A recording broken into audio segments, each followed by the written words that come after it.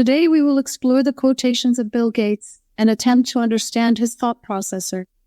These facts make him not just one of the richest persons in the world, but also one of the biggest film flops covered in his first quote: "I choose a lazy person to do a hard job." Now, before trying to comprehend this quotation, we need to understand it from a specific standpoint. Until we don't understand the context of any statement and we take it as it is, we make a big mistake. What we do is try to apply it everywhere in life, assuming that if he said it, then it must be correct. However, this statement is correct only from a particular standpoint, which is the point of view of computer software. But if this statement is applied in a different field, it would be incorrect. For example, if someone is a chartered accountant and has to perform an audit for a company, there are guidelines to follow, and the person needs to prepare an audit report accordingly. However, if that person becomes lazy, they won't conduct the audit properly, and they won't catch the financial mistakes.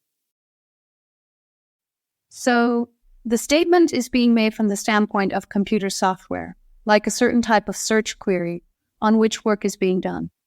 To execute a search query, if it's a complicated one, there might be someone who has written 1,000 lines of code for it.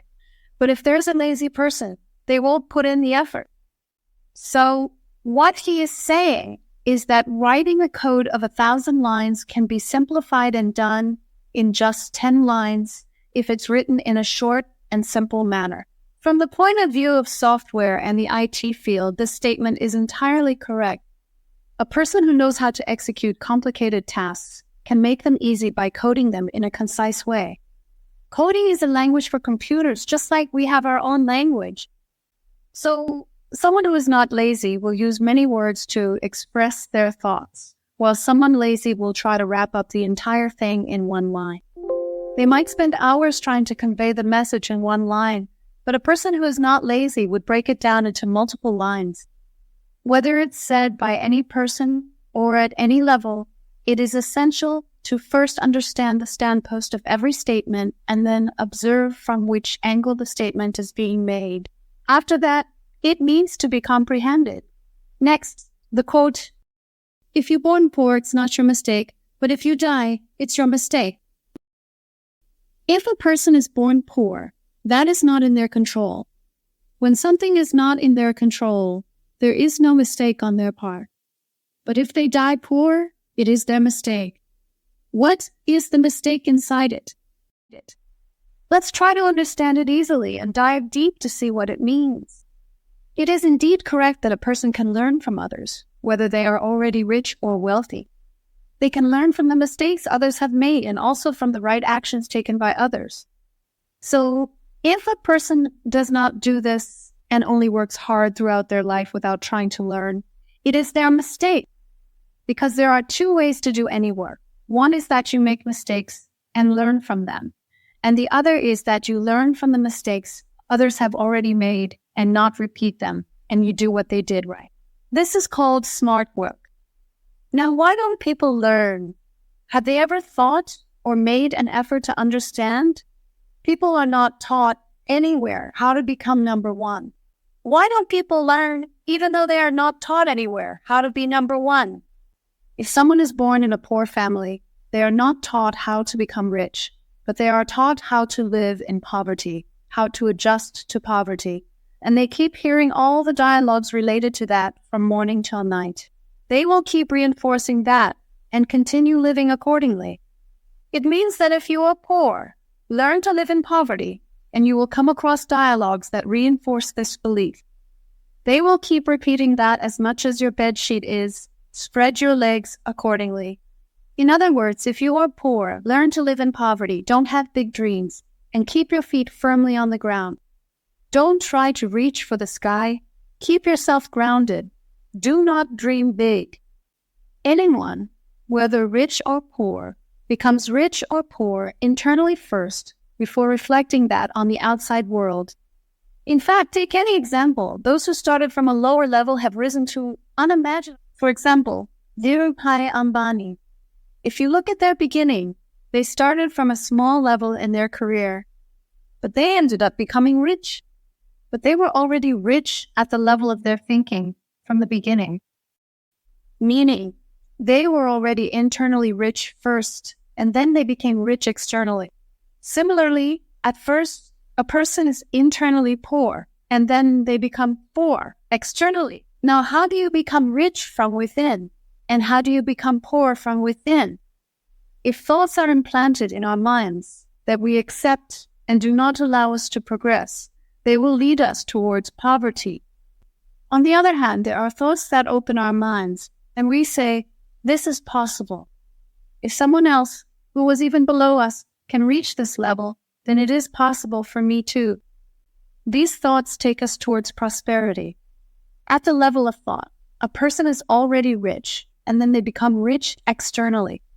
Absolutely. The same happens when a person is poor.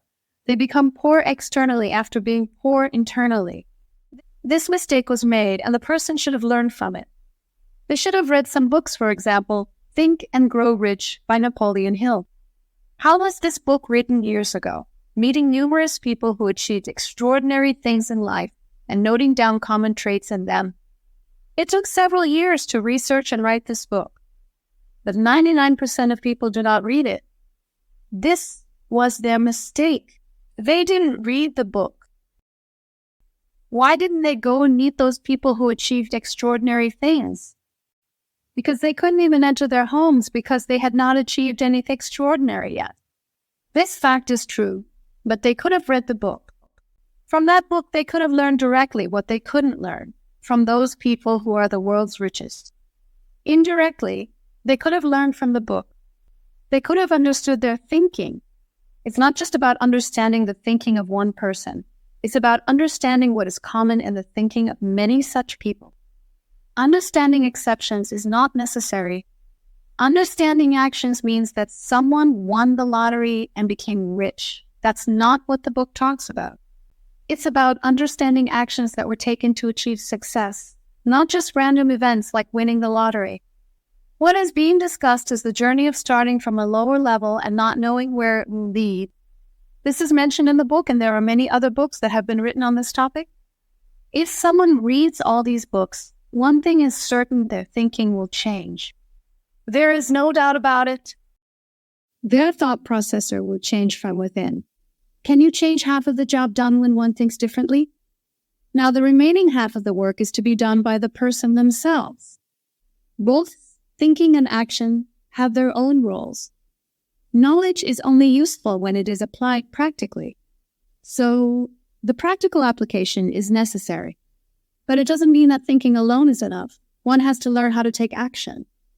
There are two things to be learned first: to be internally rich in terms of possibilities and expanding one's thinking beyond the limitations of childhood. Second, how to practically apply what has been learned. For that, different kinds of books are required. Think and Grow Rich may not be helpful practically, but it can expand one's thinking. For practical life, one needs books like Think and Grow Rich that teach marketing.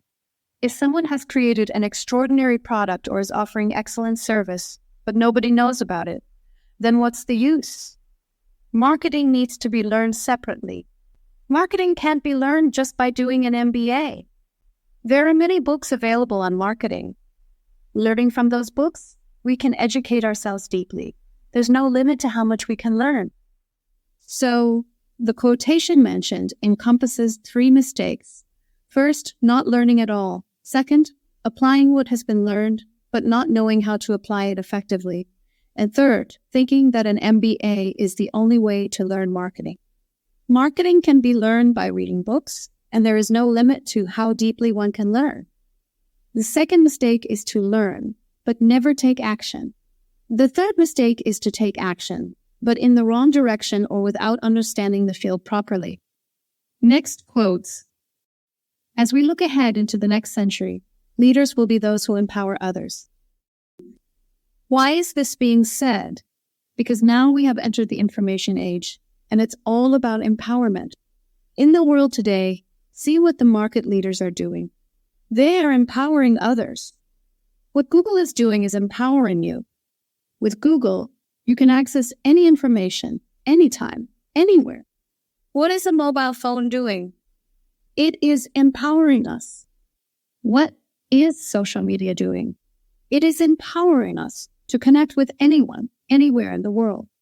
Social media has given power to everyone. Anyone can record something and share their thoughts with the whole world. So what has happened in this information age? Individuals have been empowered, not just a selected few.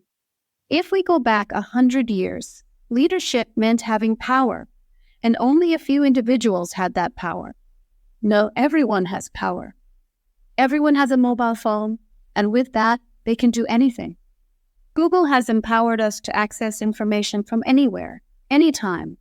Social media has empowered us to connect with the world. So, in this information age, what is happening is empowerment of people. Now, instead of saying that this company is doing this, change yourself.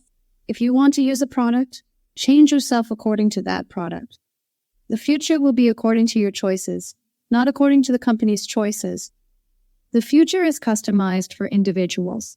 This is what the information age is all about. Pay attention and understand that we are not running according to Google. Google is running according to us. Whatever we want, Google provides it to us. It's different for every individual. The information age is all about empowering individuals, not running according to a company's choices. So in the next 100 years, the biggest challenge will be to customize my product, which is meant for mass consumption according to individual preferences or regions. This is the upcoming time. Why did Amazon become so successful, not just in India, but worldwide? What was the reason behind it? Amazon did exactly what I'm talking about. It asked the customers what they wanted. Customers said they wanted Sunday delivery. If Amazon wanted, it could have said that Sunday delivery is not possible and it is not feasible to deliver to millions of people on Sundays. But Amazon completely transformed itself. It changed its distribution system entirely. In the future, everything will be personalized, not only services or information, but even products. In the future, everything will be personalized according to the individual's choices and preferences. For example, if you go to buy a car today, you have a catalog with a few color options, and you have to choose from those options. But in the coming 100 years or even 50 years, it won't be like that. You will be asked what you want, and there will be thousands of color options for you to choose from. You can customize your car color online, and you will get the car in that color. Your car will be unique and not the same as anyone else's. This will be the game, and your car will be your identity, just like a tattoo on your hand represents you. When your car represents you, then why not have the color that you desire? So if a company starts thinking in this way, how long will it take for them to become a market leader? If you ask, in the next 100 years, there will be market leaders who are thinking in this manner. Similarly, even now, we are thinking in this way. Unlock the power of your choices in the information age. Join us on this journey of empowerment, where your preferences shape the future. Subscribe now to be part of the personalized revolution. And don't forget to like, share, and comment your thoughts.